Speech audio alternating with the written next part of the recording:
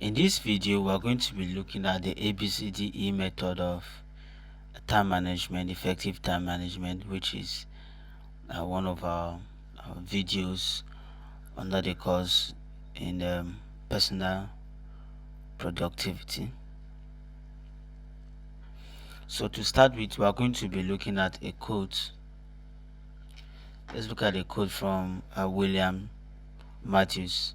It says, "The first law of success is concentration, to bend all the energies to one point and to go directly to that point, looking either to the right or to the left." This quote resonates so much with what we are going to be dealing with.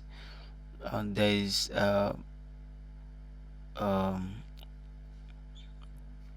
there's an energy that flows when you become concentrated. There is a lot you can achieve when you focus on a particular goal, not bending to your left or to your right. What this is trying to say is, instead of multitasking, instead of doing a lot of things at once, as a lot of people encourage, they say you should multitask, do this, do that. But the truth of the matter is, when we talk about productivity, multitasking does not make someone productive. Doing a lot of activities at the same time make you do very little or nothing at all, right? So that is what this course is all about, and this is what this quote is saying. So in this video, we are going to be examining the ABCDE method that was invented by a thought leader, Brian Tracy. This method was invented by Brian Tracy, and is very, very significant and important. So in the ABCD method, we categorize tasks by A, B, C, D, and E. So for the A tasks, these A tasks are tasks that are the most important. When we talk of the A tasks, we are referring to tasks that are very, very important. We are talking about tasks that you must do, right? The tasks that you should do first. We're talking about tasks that you must do, tasks that you should do first. These the eight tasks are tasks that align with your long-term goals, and they have serious consequences, right?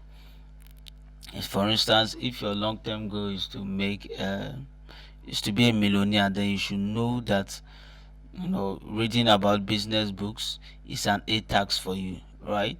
Attending business seminars and workshop is an A task for you. Taking courses that will improve you, right, is an A task for you, right? These tasks have high consequences, right? If you don't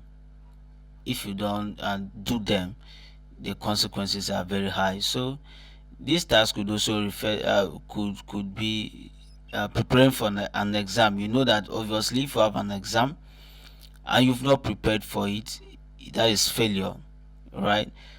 Getting a report ready, you need to present a report. That is an A tax. It's not something you could negotiate with. The consequences could be very high. Visiting a key customer could be an A tax for you, right? Such that that kind of customer that brings a lot of profit to you, you have to prioritize such kind of a customer. So that could be an A tax for you as well. So let's look at the B tax. So B tax are, they have little, they are important, but they have little consequences. So when we talk of B tax, we are referring to tax that are important, but the consequences are not as grievous as compared to the A tax. They are tax that you should do, right? They are tasks that you should do. You are expected to do them, but they don't have much consequences. And then it is more advisable that you do all your A tasks before doing B tasks, right? Brent Tracy referred to it as eating the most ugly frogs. No one likes to eat a frog, and who will want to eat a frog? That is what it means. So Doing the most important tasks first, doing the most tedious and most useful tasks first gives you a sense of fulfillment, right? And it's from there that you could go ahead and proceed to do the simpler tasks and the big tasks that has little consequences. So it is important that you prioritize tasks that have larger consequences, right? So this kind of task could be returning a text, right? Reviewing message or reading a comic. You know, they don't have consequences. The consequences are very little, right? Their consequences are very little. So those are some kind of big tasks that we have. So the next kind of class of tasks is the C task, right? These ones don't have any consequences. The C task doesn't have any consequences. There's something nice, right, to do, but you don't need to, right? Something nice to do, but you don't need to do, right? They have little or no contribution to your long-term goals. So why waste time on those kind of tasks while you have very important tasks lined up for you to embrace? You know, this task should be done only during leisure. Maybe when you are at your leisure, you could do this kind of tasks. And the example could be watching football, you know, doing personal work during work hours. You know, you are paid to do work during work hours, not your personal work. So, but during leisure or break, you could choose to do your own personal work, you know, chatting with friends during work. All of these, they are C tasks. They are not necessary, right? You would love to do them because they are nice to do, but you don't need to do them, right? So those are the kind of C tasks that we have. You could mention them. There are many, but for the course of this course, that is what we are referring to as C tasks. So we also have a class of tasks called the D class, the D tasks. And for these tasks, you are advised to delegate them, right? You could delegate them or you could outsource them by leveraging on other people's skills. You must know that you can't get everything done by yourself. So there are some things that are outside your level of expertise and they are important that need to be done. So those kind of tasks could be outsourced or could be delegated to someone. This task could also mean um, attending a meeting. You may not have to necessarily attend all meetings. You could send someone to represent you, right? These kind of tasks don't require your direct involvement. They could be done in your absence. They could be done in your absence, so you could just delegate it to someone, right? Maybe it could be a work that is outside your expertise. You don't have the kind of knowledge or skill required to get that work done.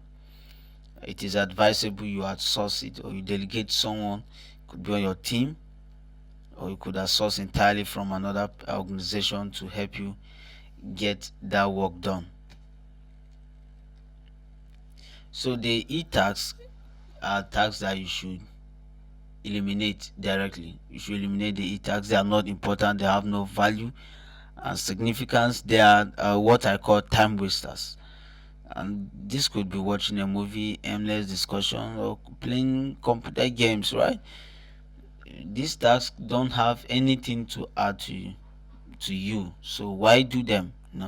Why waste time on these kind of tasks? So you could just eliminate them completely out of your life because they are going to take a chunk of your time, a chunk of your time without any reward attached. So how to implement this ABCDE method? How do we implement this method? First of all, you can it's just normally the same way you could do a to-do list. Maybe you wake up early morning, early hours of the day before stepping out, after you observe a quiet time, a reflection moment. You could list out the kind of tasks you want to do for the day, the kind of tasks you want to achieve for the day. Then list out all these tasks in a to-do list. Then indicate in front of each of these tasks the letter A, B, C, D, and E, depending on the priority of the tasks. as we're saying, right? Depending on the priority of the task. And one thing with prioritization is that it is relational. So what may be a priority to me may not be a priority to you, right? So in your to-do list, right in front of each of those tasks,